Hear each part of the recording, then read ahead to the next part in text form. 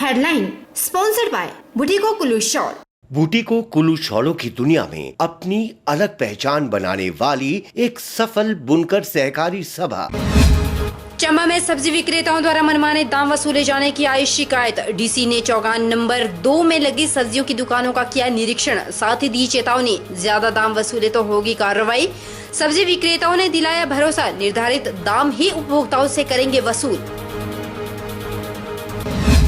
सुंदरनगर अस्पताल में social distancing की सरेआम उड़ी धज्जियां, स्वास्थ्य विभाग की खुली पोल। वैक्सीनेशन के दौरान सोशल डिस्टेंसिंग को लेकर अस्पताल प्रबंधन की लचर प्रणाली पर उठे सवाल। रामपुर में राष्ट्रीय स्वयंसेवक संघ सैकड़ों जरूरतमंदों का पेट भरने में निभा रहे अहम भूमिका। भूखे और बेबस लोगों के होने की मिल रही जानकारी। अब तक 1000 से अधिक लोगों में खाद्य सामग्री का कर चुके हैं वितरण। और किन्नौर जिले में हल्की बारिश नकदी फसलों के लिए फायदेमंद, तो कई स्थानों के लिए यह बारिश काफी हानिकारक। बारिश निचले इलाकों में सेब जैसे नकदी फसलों के लिए है अमृत।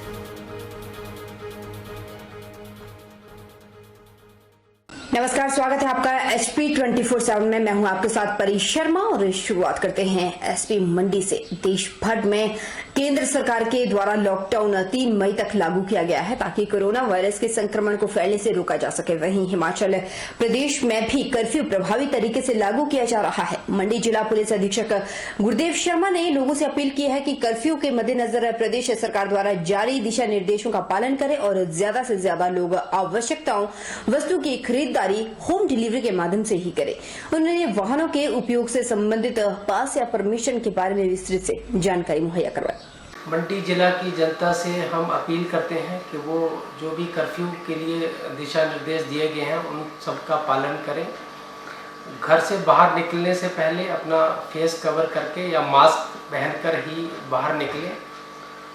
और जहां तक हो सके जितना भी जो इसेंशियल आपको सामान की आवश्यकता है तो आप होम डिलीवरी के माध्यम से उसको लेने की कोशिश करें और प्रयास करें कि घर से बाहर ना निकलें।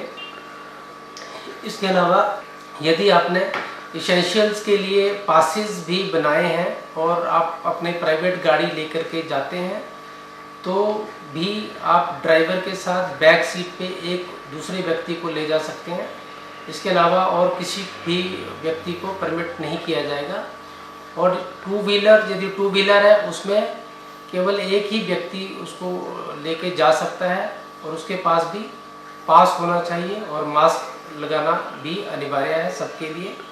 और यदि किसी भी एग्रीकल्चर की एक्टिविटी के लिए या हॉर्टिकल्चर की एक्टिविटी के लिए आपको गाड़ी लेके जा रहा है तो फिर उस गाड़ी का आपको पास लेना पड़ेगा। पास के बिना आपको गाड़ी में नहीं जाने दिया जाएगा। तो इसलिए यदि आपको गाड़ी की ज़रूरत है तब आप उसके लिए, यदि आपको कुछ ट्रांसपोर्ट करना है, कुछ लेके जाना है तो उसके लिए आप पास ले सकते हैं। उधर जोगिंदरनगर में कर्फ्यू की ढील के दौरान पुलिस की मनाही के बाद भी शहर पहुंचे 2 पहिया और 4 पहिया वाहन चालकों पर जोगिंदरनगर पुलिस ने फिर से कड़ी कार्रवाई करते हुए उपमंडल में 1 दर्जन वाहनों को कब्जे में लेकर कानूनी कार्रवाई अमल में लाई।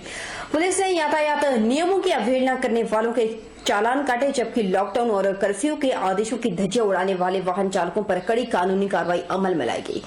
वहीं 2 पहिया वाहनों में 2 सवारियां उठाने वाले वाहन चालकों को भी चालान काटकर सबक सिखाया गया। बुधवार जोगिंदरनगर पुलिस ने शहर की आरम सीमा गुगली ब्रिज जोगिंदरनगर सरकाघाट मार्ग के रेलवे फाटक के नजदीक नाकेबंदी कर 2 पहिया और 4 पहिया वाहनों को शहर में प्रवेश न करने की हिदायत दी। बावजूद उसके भी कुछ वाहन चालक शहर में प्रवेश कर गए, जिस पर पठान को चौक में नाके पर मौजूद पुलिस के जवानों ने चालान काटकर सबक सिखाया। उधर विश्व भर में फैली कोरोना महामारी के चलते विश्व के 90 से अधिक देश लॉकडाउन है, तो वहीं इससे बचने का सबसे बड़ा उपाय सोशल डिस्टेंसिंग है। लेकिन कई जगह सोशल डिस्टेंसिंग की लगातार धज्जियां उड़ाई जा रही है। ताजा घटनाक्रम हिमाचल प्रदेश के सुंदरनगर में का है, जहां पर सोशल डिस्टेंसिंग की धज्जियां सरेआम उड़ती दिखी। सिविल अस्पताल के पुराने भवन में स्थित मातृ शिशु कल्याण केंद्र में सोशल डिस्टेंसिंग को लेकर सिविल अस्पताल प्रशासन के सारे दावों की पोल खुल गई।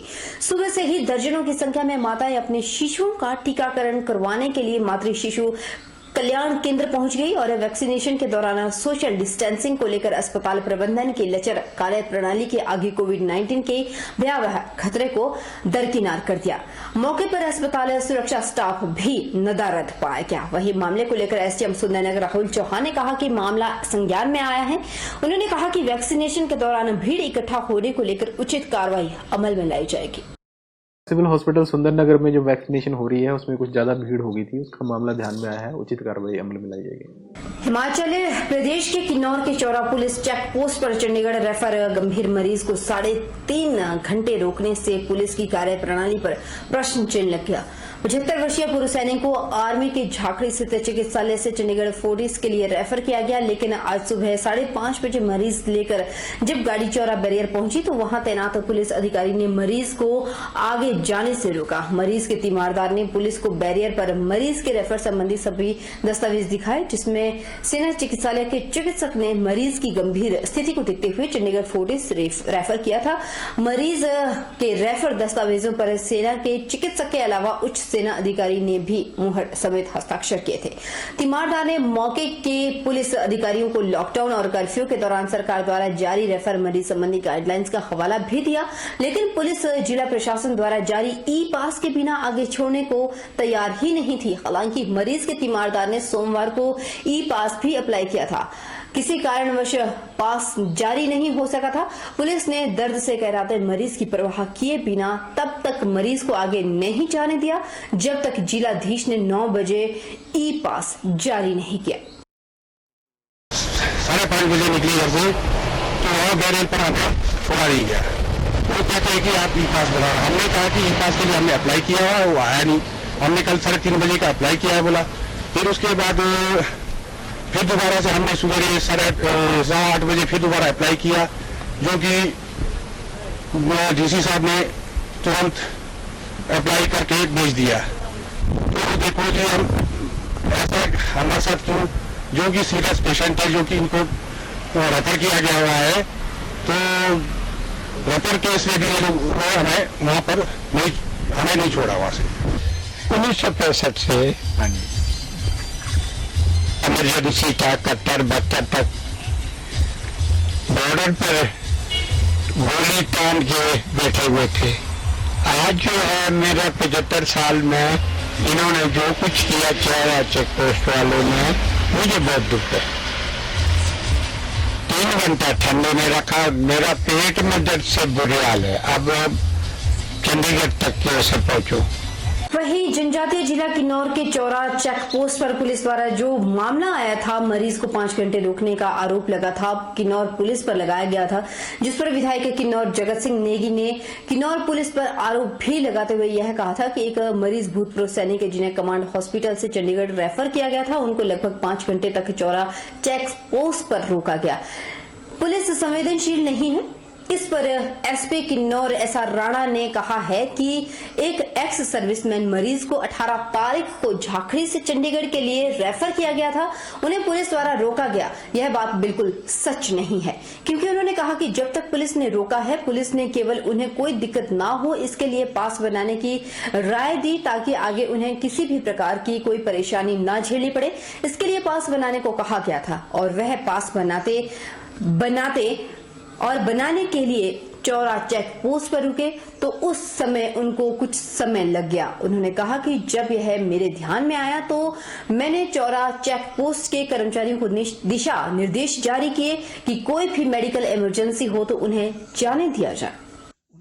वाकई जो है एक अफसोस वाली बात है कि मेडिकल इमरजेंसी में पुलिस को संवेदनशील होना चाहिए था, जबकि रेफर केस था और गवर्नमेंट के गाइडलाइंस में भी है कि मेडिकल इमरजेंसी में उनको ना रोका जाए, तो उसका पालन करना चाहिए था, उनको छोड़ना चाहिए था। 18 अप्रैल को उनको वहाँ से फोर्टिस हॉस्पिटल चंडीगढ़ के लिए जो है वो रेफर किया गया, लेकिन उन्होंने 18 तारीख को ये जो उनको चंडीगढ़ रेफर किया गया था, इन पेपर को छुपा करके और चौरा बैरियर में केवल मेडिकल रिकॉर्ड ये दिखाया कि मैं झाकड़ी से इलाज करके वापस घर जा रहा हूँ।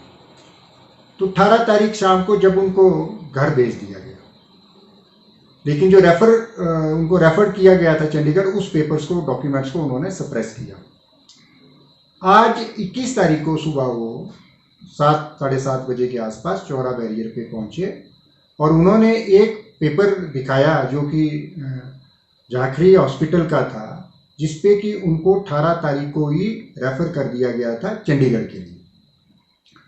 लेकिन जब वो चौरा बैरियर पे आ जाए तो उनके पास बाहर जाने का किसी भी प्रकार की कोई पास या परमिशन नहीं था। तो वहाँ के स्टाफ ने जो बताया, उन्होंने कहा कि उन स्टाफ ने उनको ये एडवाइस किया कि आप अपना पास बनाइए, नहीं तो आपको आगे शिमला, सोलन या चंडीगढ़ में आपको प्रॉब्लम आएगा, क्योंकि आपके पास बाहर ट्रैवल करने का कोई भी परमिशन नहीं है। उधर जिला बिलासपुर और जिला सोलन की सीमा पर पंचायत में कल दोपहर 12 बजे एक व्यक्ति को नाकाबंदी के दौरान रोका गया, जिससे जिला सोलन और पंचायत स्तर पर आदेश किया गया कि अपनी पंचायत में अधिकारी नाकाबंदी कर सकते हैं, जिसमें इस व्यक्ति को मल्लौन के पास नाकाबंदी पर 12 बजे एक व्यक्ति को दोपहर के समय पकड़ा गया, लेकिन कोई भी अधिकारी मौके पर नहीं आया, ना तो पंचायत के अधिकारी और ना ही प्रशासन की ओर से कोई मौके पर पहुंचा। जब नाके पर तैनात लोगों ने अधिकारियों से बात की तो उन्होंने कहा कि यह व्यक्ति बिलासपुर की ओर से आया है। इस व्यक्ति को बिलासपुर पुलिस और अधिकारी जिला प्रशासन इस व्यक्ति पर कार्रवाई करेंगे। जब बिलासपुर प्रशासन को इसके बारे में सूचना दी गई तो प्रशासन की ओर से पुलिस मौके पर आई।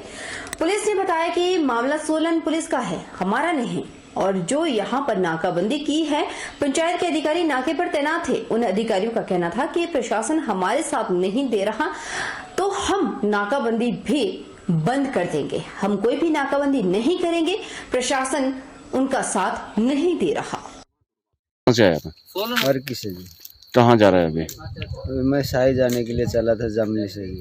और किसे तो आया तो भी कहीं पुलिस वालों ने रोका नहीं, गांव के लोगों ने रोका नहीं तुझे? नहीं वो जी किसी ने नहीं बोला मेरे को। और किस आता था, कहाँ कहाँ रुका है, किसके पास रुका है?